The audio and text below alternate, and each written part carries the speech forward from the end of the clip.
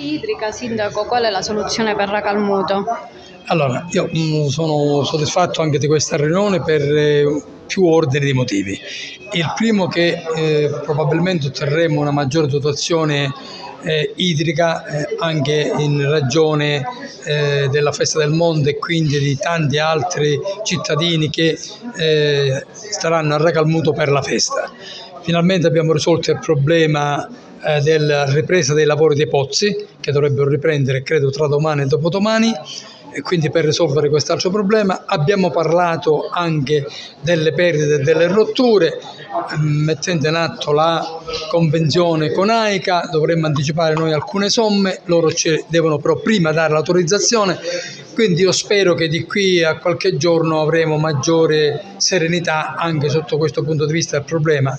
Io ho rappresentato al tavolo a Sua Eccellenza le difficoltà del nostro paese, la rottura che c'è stata, la grossa rottura, per 8 giorni non è arrivata acqua al nostro partitore, finalmente è stato riparato questo guasto e quindi l'acqua è ripresa a arrivare.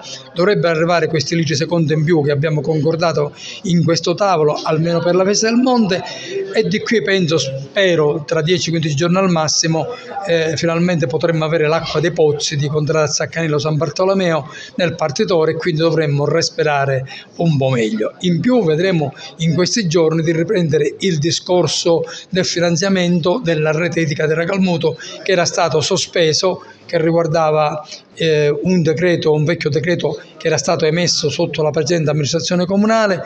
Vediamo, lo stiamo riprendendo e quindi speriamo anche di avere buone notizie anche sotto questo punto di vista.